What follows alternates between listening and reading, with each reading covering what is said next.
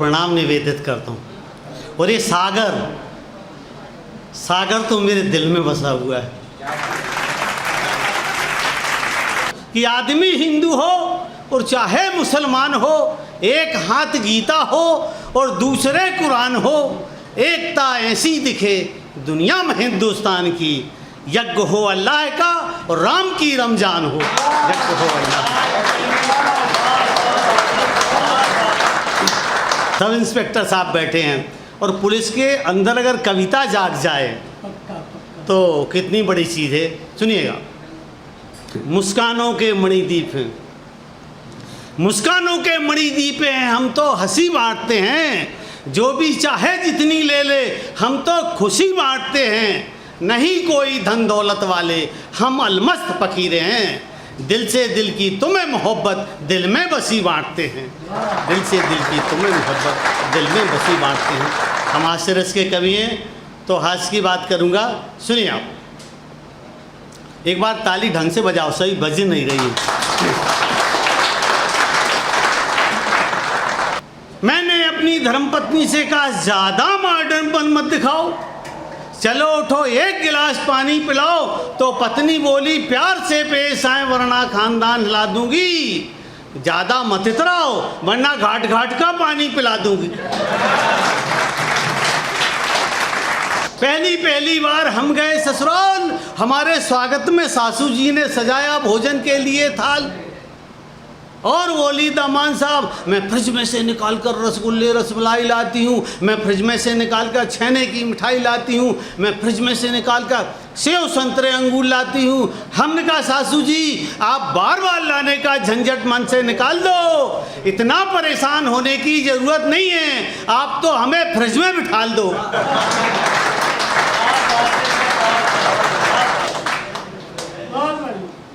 शेर शायरी प्रेम मोहब्बत की बात हो रही थी साहब, दुबे साहब ये बताऊं कि प्रेम मोहब्बत में कुछ नहीं रखा हुआ है। सुने आप, ये शायर लोग, कवि लोग, वीर रस के सब लोग जनरेटर का काम करते, हम हास्य रस के कवि कन्वर्टर का काम करते। अब श्रृंगार को हास्य में सुनिए।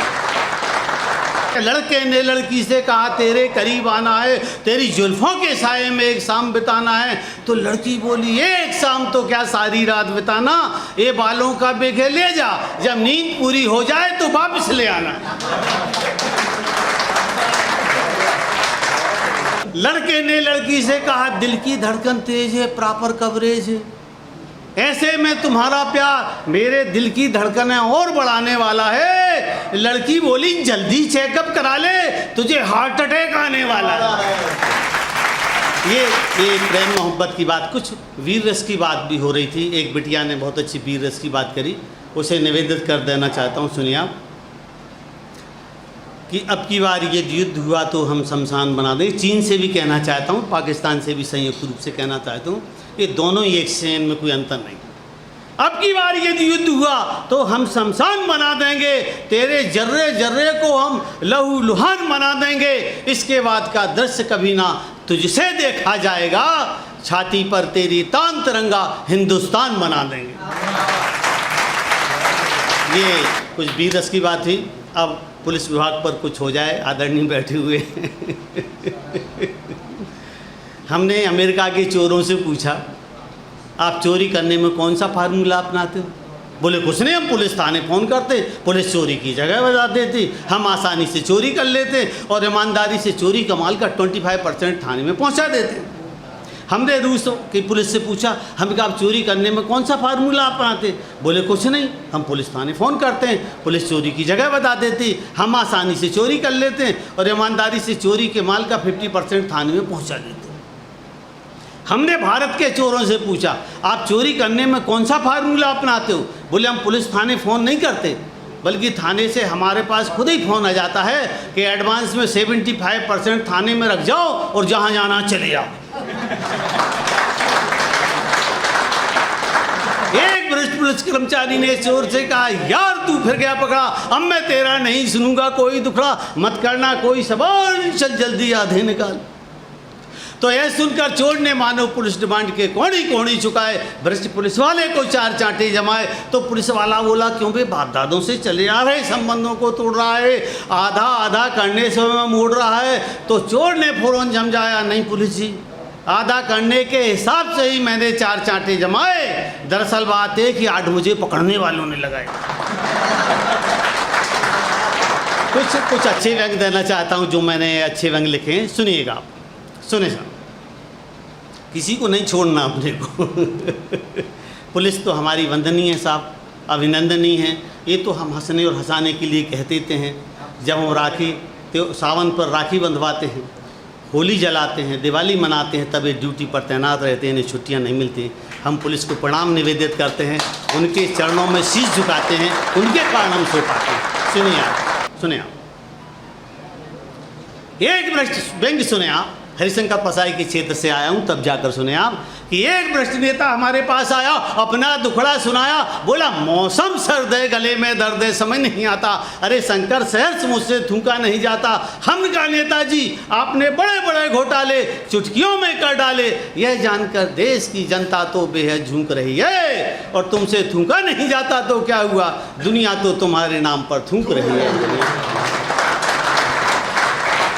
एक व्यंग और ऋषि गोत्र का प्रहास से ऋषि कविता सुनाऊंगा, सुनिए आप। एक दिन मास्टर मुन्नालाल हमसे करने लगे सवाल, गांधी जी ने नमक तोड़ो आंदोलन कब किया। हम कहा, इससे तो गांधी जी ने आज़ादी के पहले निपट लिया।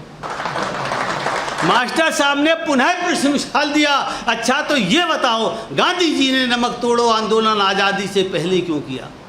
हमने कहा, गांधी जी देशभक्त थे, दूरदर्शिता के मामले में बड़े सख्त थे, उन्हें डर था कि समय चूकने के बाद नमक तोड़ो आंदोलन में हम बिल्कुल सक्सेस नहीं हो पाएंगे, क्योंकि आज़ादी के बाद हिंदुस्तान के अधिकांश नेता नमक का कर्ज चुकाना ही भूल जाएंगे। नमक का कर्ज चुकाना।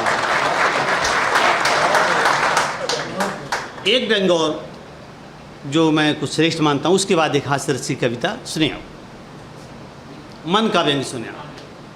कारगिल में सेना का एक जवान दुश्मन को ढेर कर चोटी पर चढ़ रहा था, विजय की ओर बढ़ रहा था, तभी सीमा पार से एक गोली आई, वीर सैनिक के सीने में थमाई। सैनिक को अस्पताल लाया गया, तुरंत खून चढ़ाया गया। सैनिक शहीद होकर देशभक्तों में अपना नाम जोड़ गया। घर में बूढ़े माँ बाप, अनब्याही बेटी, बिलखती पत्नी और उसकी कोख में एक अजन्मा बालक छोड़ गया। ताली तो बजेंगी, संभाल कर रखिएगा। सुनाता हूँ, उस क्षण कैसा हुआ जो होता नहीं, उस क्षण कैसा हुआ कि सैनिक की शहादत देखकर तिरंगा, सैनिक की शहादत देखकर तिरंगा फहराते फहराते रुक गया। तिरंगे को किसी ने झुकाया नहीं, शहीद के सम्मान में तिरंगा अपने आप झुक गया। मृत सैनिक की आत्मा ने धर्मराज का दरवाजा खटखटाया। धर्मराज ने शहीद सैनिक को नर्क का रास्ता दिखाया। शहीद को नर्क की खबर से पवन देवता नर्क को हवा में उड़ाने वाले थे, अग्नि देवता नर्क को जलाने वाले थे, वरुण देवता नर्क को पानी में डुबोने वाले थे, सारे के सारे देवता क्रुद्ध होकर प्रलय मचाने वाले थे। तभी आकाशवाणी विप्र देवता ठहरो, प्रलय मत मचाओ। देवता बोले, हे आकाश देव, शहीद को नर्क पहुँचाने का कारण बताओ। फिर आकाशवाणी हुई, तो पर ध्यान से सुनो, तो फिर ध्यान से सुनो। ये अच्छा किया कि गोली लगते ही शहीद को अस्पताल पहुंचा दिया गया, परंतु धोखे से उसे एक भ्रष्ट नेता का खून चढ़ा दिया गया। देवताओं आपको शहीद को स्वर्ग दिलाना है, अपना फर्ज निभाना है, तो शहीद की शहादत को अमर कर दीजिए और भ्रष्ट नेता का खून बदलकर शहीद की रग रग में अपना पावन खून भर दीजिए, अपना पावन खून भर दीजिए। एक अंतिम पढ़ना चाहता हूँ कविता जो देश में मेरी चर्चित हुई, सुने आप। मेरे शरीर के ऊपर देखें और मजे लें आप। हम पुलिस के ऊपर व्यंग्य करते साहब, नेताओं के ऊपर व्यंग्य करते, पति पत्नी के ऊपर व्यंग्य करते, परंतु हम अपने ऊपर व्यंग्य नहीं करते। हरिशंकर परसाई कहते थे कि श्रेष्ठ व्यंग्य वो होता है जो कभी अपने ऊपर भी कर कर दिखाए। एक बार जोरदार ताली बजाइए और कविता का पढ़ाई करते हैं। शादी करने की ठान लड़की देखने, बहन जी आप भी सुनिए, मैडम साहब सुनिए, सब लोग सुनिए, ये आप सबके मतलब की कविता सुने आप। कि शादी करने की ठान लड़की देखने के दौरान हमने पूछा आपका क्या नाम है। शादी करने की ठान लड़की देखने के दौरान हमने पूछा आपका क्या नाम है, तो लड़की बोली नाम बाद में बताऊंगी, पहले ये बताओ तुम्हारा वजन कितने मिलीग्राम। हमने सोचा शादी तो इसी से होना है, इसलिए अभी से झंझट वाले कौन, हम रहे बिल्कुल मौन। उस समय की उस लड़की का यानी वर्तमान में हमारी श्रीमती का हमारी नज़रों में फर्स्ट इम्प्रेशन इस कदर चढ़ा कि शादी के बाद आज तक हमारा वजन 1 किलो भी नहीं बढ़ा। कभी कभार जीवन में आई बहार और किसी हफ्ते हमारा वजन 1 किलो बढ़ा। बगैर बताए श्रीमती जी की नज़रों में चढ़ा तो मैं फौरन उन्हें सफाई देने सामने डट गया, पर जैसे ही उन्होंने मुझे घूर कर देखा मेरा वजन 2 किलो घट गया। ताली ताली तो जोरदार बजेगी, सुनिए आप, सुनिए। बहुत मज़ा आ रहा भाई साहब को। एक बार वृंदावन राजसल जी के सम्मान में भी जोरदार ताली बजा दो।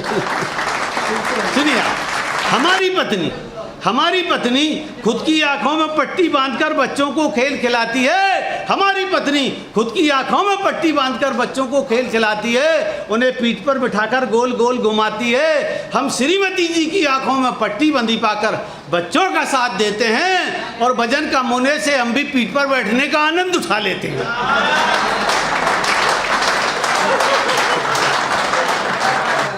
एक बार कवि सम्मेलन में हमें दिल्ली जाना था, भोपाल पहुंचकर वहां से हवाई जहाज मिलाना था, पर हमारी किस्मत फूट गई। भोपाल पहुंचने की पहले ही हवाई जहाज छूट गई।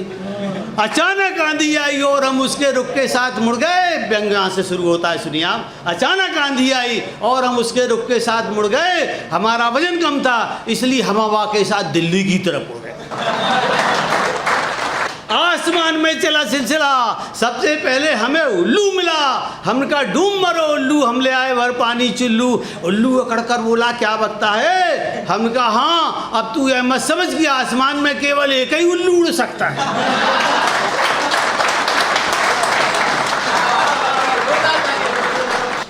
जोरदार बजा दो तो क्या दिक्कत है।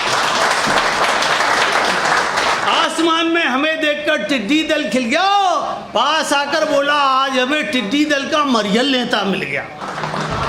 आसमान में हमें देखकर नारद जी बोले उधर सुनो, हाँ चलो फोटो खींच लो। अब इस फोटो का होना नहीं, जो होना था सो हो गया उधर। अब इस कहीं उपयोग में आने वाली है नहीं है। आसमान में हमें देखकर नारद जी बोले, आसमान में हमें देखकर नारद जी बोले तू हाथ से कभी शंकर शहर से मेरी पहचान में आ गया, तुझे चैन नहीं पड़ी, श्रोताओं को ढूंढते ढूंढते आसमान में आ गया। आसमान में हम आत्मीय अनुभूति के साथ आगे बढ़े। अचानक परियों की खुशनुमा महफिल से टकरा पड़े। हमें देखकर पहली परी बोली दुनिया में इस जैसा कोई स्मार्ट नहीं होता। हमें देखकर पहली परी बोली दुनिया में इस जैसा कोई स्मार्ट नहीं होता। दूसरी बोली पर ध्यान रखना ये बिगर किक का स्टार्ट नहीं होता।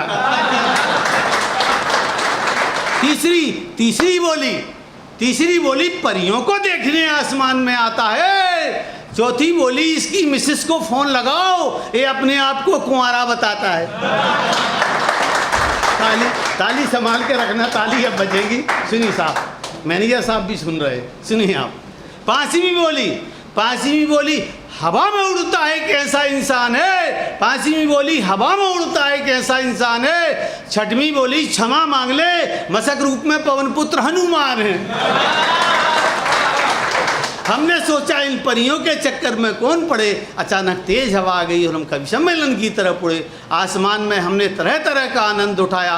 हमारी हवा यात्रा ने हमारा वजन कम होने से हवाई जहाज से भी पहले हमें दिल्ली पहुंचाया। और इन 2 पंक्तियों के लिए मैंने सिर पे कविता लिखी, सुने आप। हमने दिल्ली पहुंचकर कवि सम्मेलन में पढ़ा। साधना के शिखर पर चढ़ें, लक्ष्य की ओर अनबल बढ़ें, इसके लिए हमेशा खुला मुहूर्त है। और आज देश के लिए हमारा वजन नहीं, वजनदारी की ज़रूरत है।